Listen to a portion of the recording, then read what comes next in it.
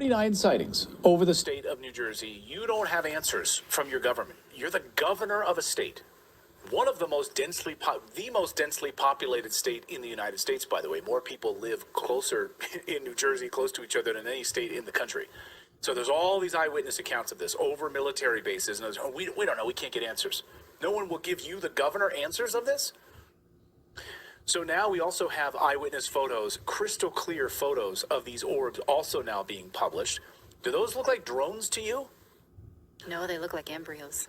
Yeah, they look like some sort of embryo or some sort of massive, I don't know, circular orb with some sort of field around them, hovering. And this is what we're seeing now. So, again, also other eyewitnesses seeing these sort of like wheel within a wheel, like something like right out of the Bible. Look at these. This is over New Jersey. Does that look like some sort of any kind of a drone that you've ever seen before? Ezekiel's description of what he saw. This is one of the favorite descriptions from the Bible, from the Old Testament, about UFOs that people love to bring up. Because Ezekiel has this thing that he describes, and it's the most bizarre depiction. I saw an immense dust storm come from the north, an immense cloud with lightning flashing from it, a huge ball of fire glowing like bronze. Within the fire were what looked like 4 creatures vibrant with life. Each had the form of a human being, but each also had 4 faces and 4 wings. Their legs were as sturdy and straight as columns, but their feet were hooved like those of a calf and sparkled with the fire like burnished bronze. On all 4 sides under their wings they had human hands. All 4 had faces and the wings touching one another. They turned neither one way nor the other. They went straight forward. Their faces looked like this. In front of a human face, on the right side, the face of a lion, on the left, the face of an ox, and in the back, the face of an eagle. So much for the faces. The wings were spread out with the tips of one pair touching the creature on either side. The other pair of wings covered its body. Each creature went straight ahead. Wherever the spirit went, they went. They didn't turn as they want. The 4 creatures looked like blazing fire or fiery torches. Tongues of fire shot back and forth between the creatures, and out of the fire, bolts of lightning. The creatures flashed back and forth like strikes of lightning. As I watched the 4 creatures, I saw something that looked like a wheel on the ground beside each of the 4-faced creatures. This is what the wheels looked like.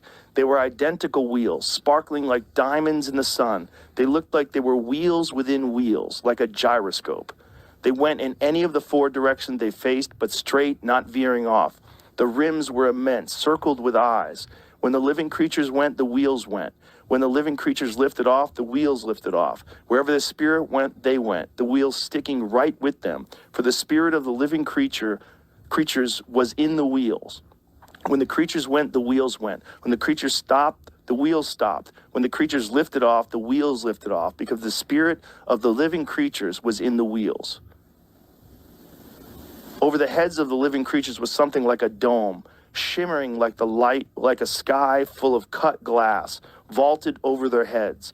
Under the dome, one set of wings was extended towards the other with another set of wings covering their bodies. When they moved, I heard their wings. It was like the roar of a great waterfall, like the voice of the strong God, like the noise of a battlefield. When they stopped, they folded their wings. And then, as they stood with folded wings, there was a voice above the dome over their heads. Above the dome, there was something that looked like a throne, sky blue like a sapphire, with a human-like figure towering above the throne.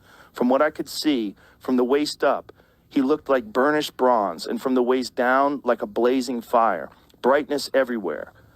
The way a rainbow springs out of a sky on a rainy day, that's what it was like. It turned out to be the glory of God. Joining us now is Tennessee Representative Tim Burchett, who has been a vocal advocate for increasing transparency from the government when it comes to identified flying objects. Thanks so much for being here. Thank you for having me, ma'am. It's my pleasure. Thank you. The latest report shows the government cannot explain 171 of these sightings. What do you think those could be? Well, I've been a believer in the phenomena for a long time. I'm a Christian. I'm not a very good one. I read my Bible, and first chapter of Ezekiel is pretty clear of a UFO sighting. Of course, it's written in the from King James Version. It's translated from earlier words, but the reality is, as you're seeing on the screen right now, that is something that is defying any of our capabilities at all. If you were a human and make the turns that have been seen in some of this footage, you would literally turn into a ketchup package. I mean, you would be gone.